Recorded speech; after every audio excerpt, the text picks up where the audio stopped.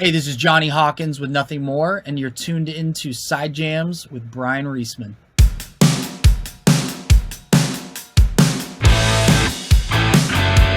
Greetings, everyone. This is Bryan Reesman with Side Jams. In our episode today, we have the frontman and lyricist for Papa Roach, the artist formerly known as Kobe Dick, serial killer in the Retaliators, Yes. and perky role model for his children. He does all of those things and more. Jacoby Shaddix. Yo, what's up, B? How you living? I'm good, man. It's great to chat with you again. Yeah, dude. Thanks for having me, man. For real. Last time I saw you at the Who show, the HU, that Who, in Bowery Ballroom and there. What did you think of that show, by the way? Oh, it's great, man. I had actually we shot a music video the day before for my feature on the song Wolf Totem with those guys. And Yes. so I got to hang Yeah. with them the day before and kind of rap with them and get to know them a bit. And then being able to see them live and pull off what they do it's just so unique, so rad, so different, so fun, such a good vibe. And Bowery was the perfect place to see that. That was a great night. And you guys, I mean, it's interesting. Reading about we chatted recently for Grammy, and we've done a lot of other interviews over the years. And I noticed you guys, unlike some bands, you haven't gone through that period where you split up and did nothing. You've literally just been recording and touring for like a quarter century, pretty much. Yeah.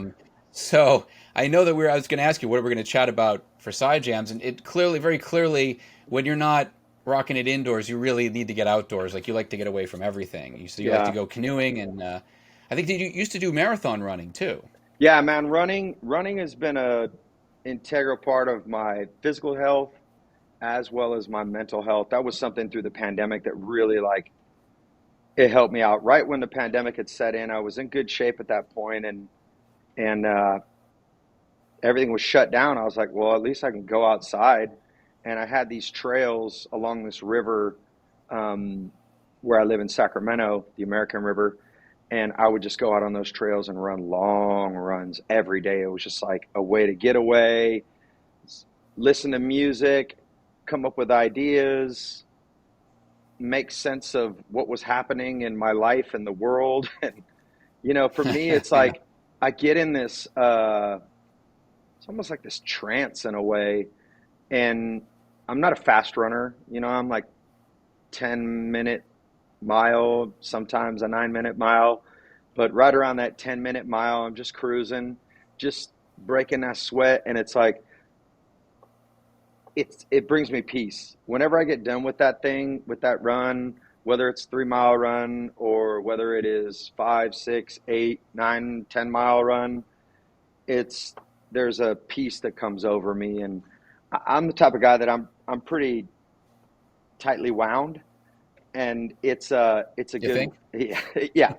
And so it's just been a great way for me to stay healthy, but then also for my brain. It gets me outdoors. I need the sunshine on my face. I found that, when I'm indoors all the time, it's not good for my mental.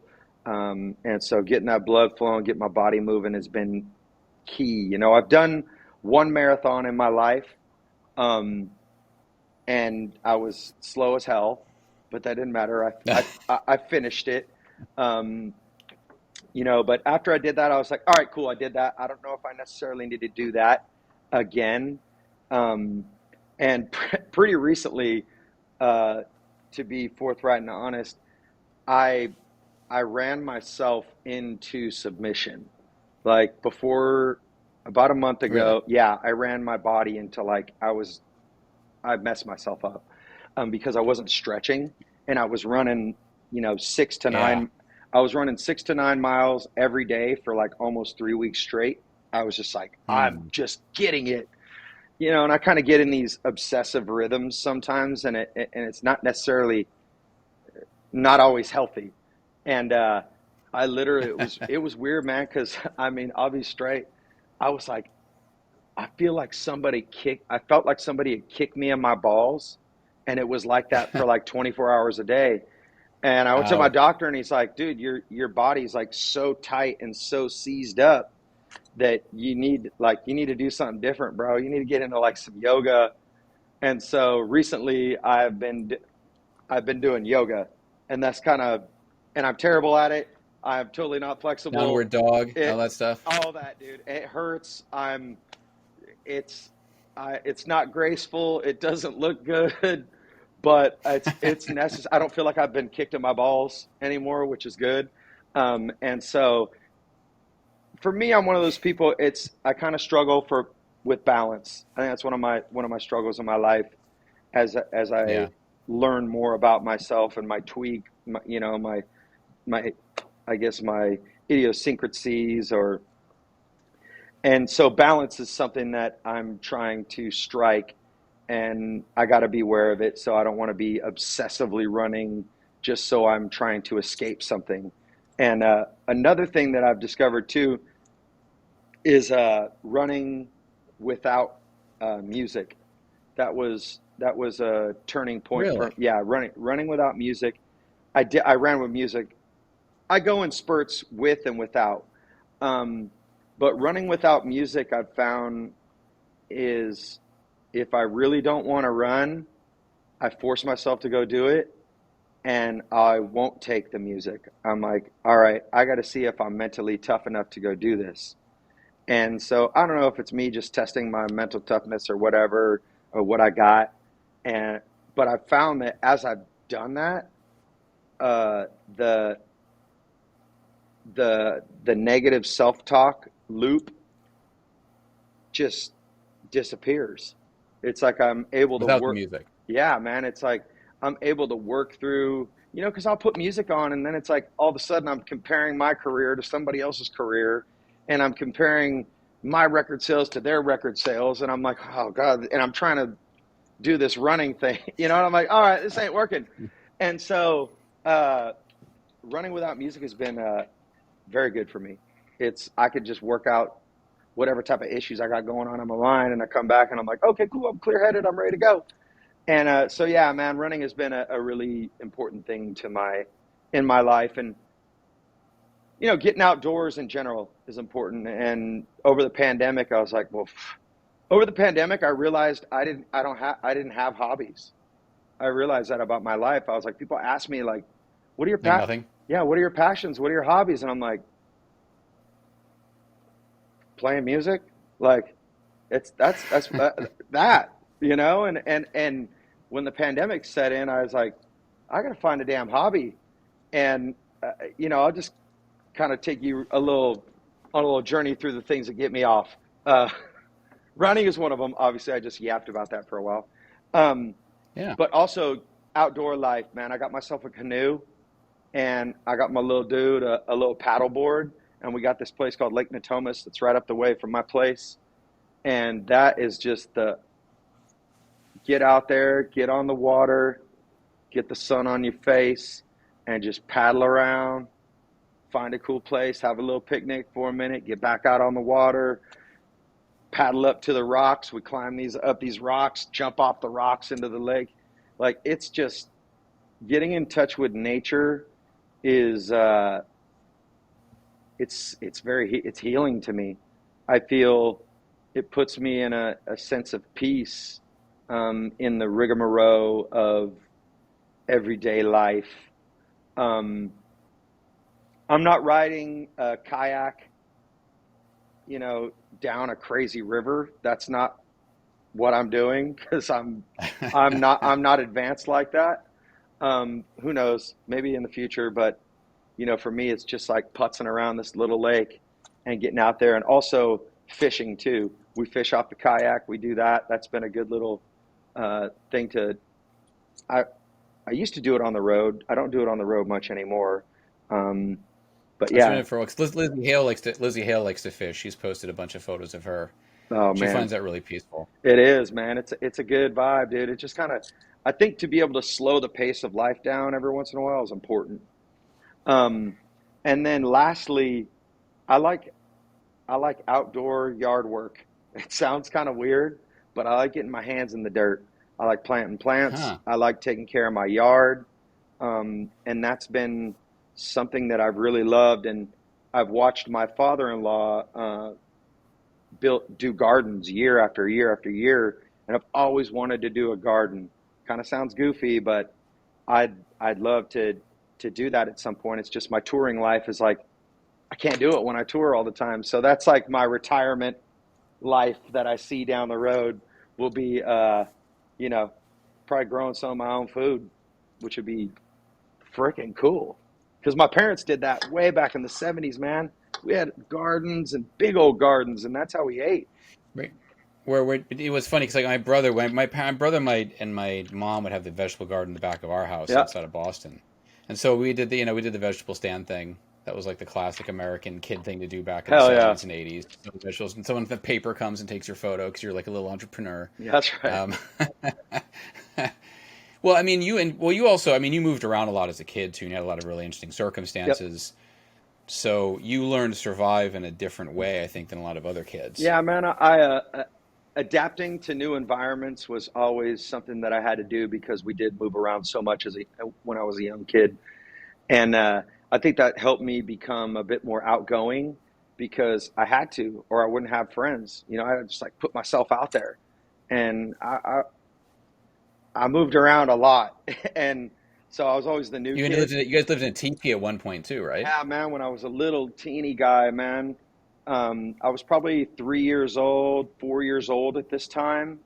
And yeah, man, my parents were hippies. They were living off the beaten path and were just living bohemian hippie life. And it's kind of funny because my mom would tell me stories. She's like, yeah, I was like, well, what about like when we needed to go to the bathroom? Like, because I don't remember all these things. Like, I had my mom like refresh Yeah, my exactly. memory. You know, my mom was like, well, we would actually dig like a long trench. Like, we'd have a little spade shovel and dig a trench, you know, 5, 6 foot.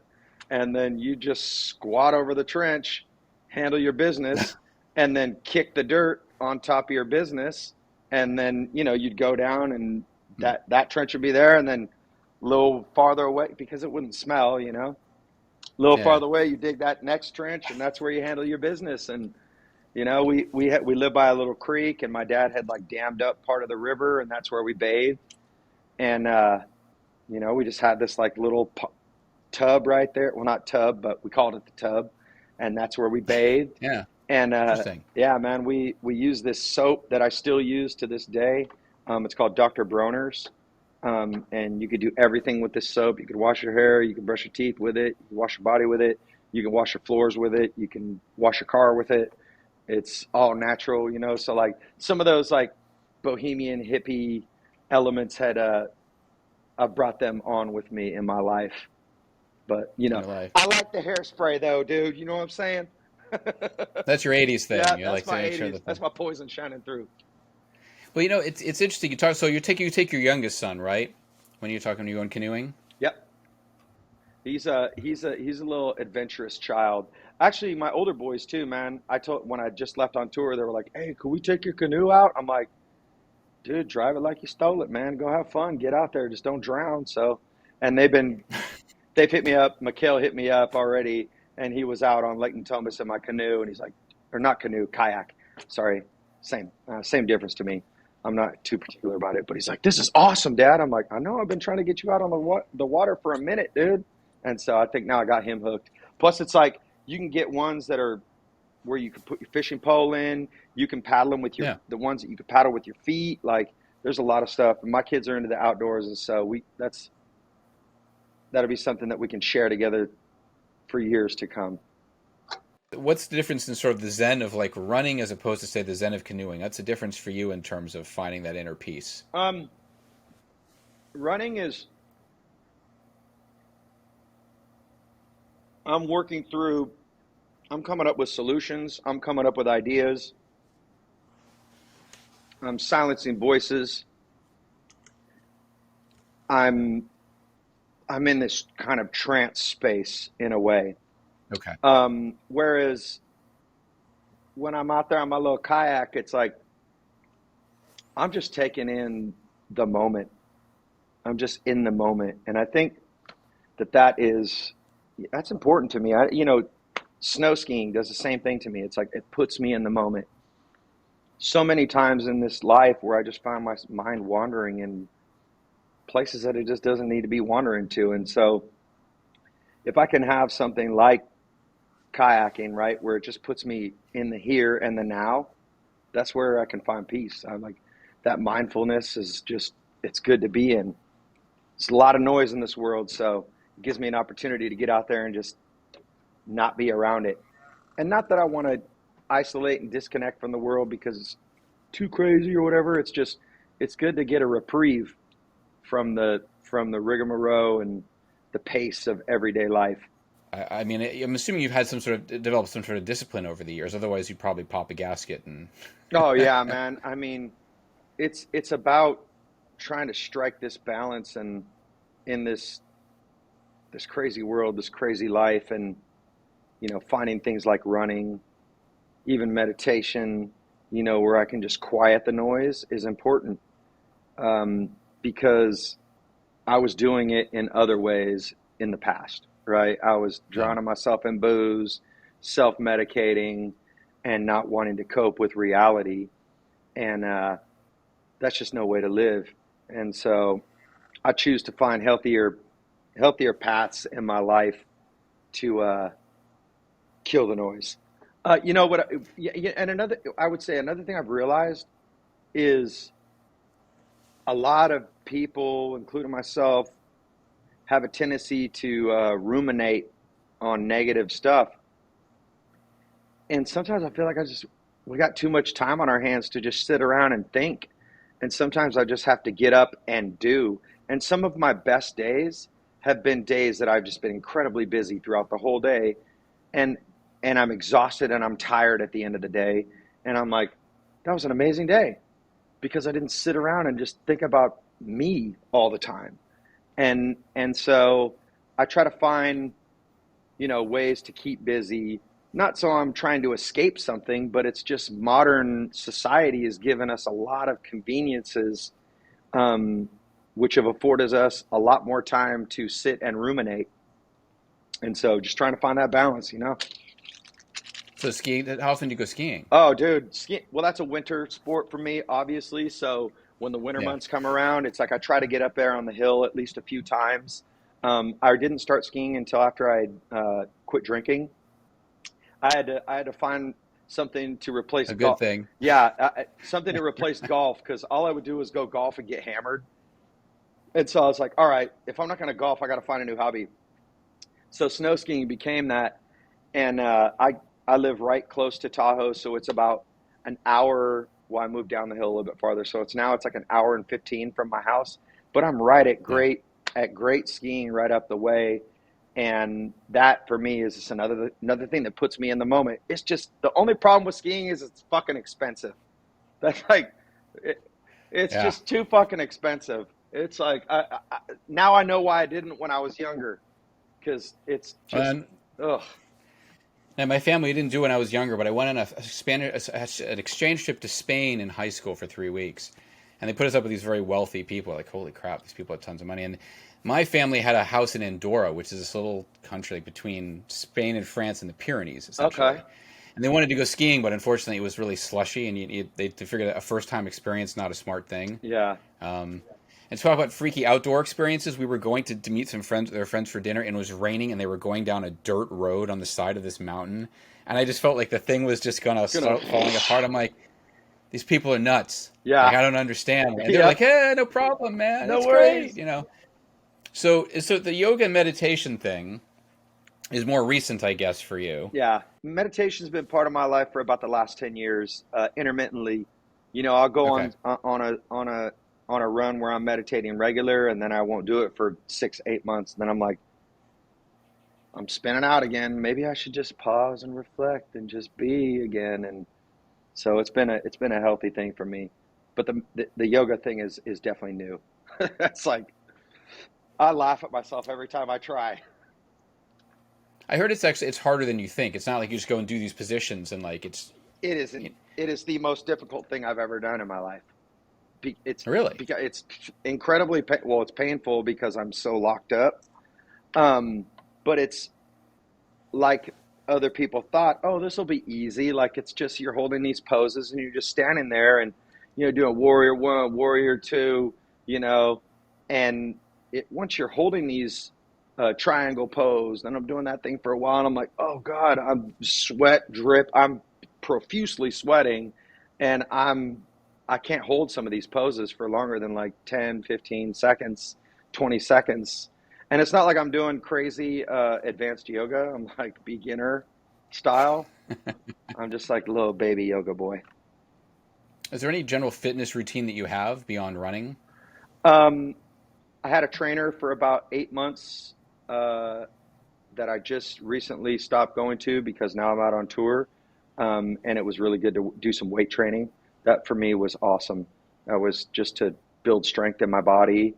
And then once I quit going to my trainer, then I started running insanely, and that's when I got hurt. So now I'm like, I'm always trying to find some way to, stay healthy or stay sane without using,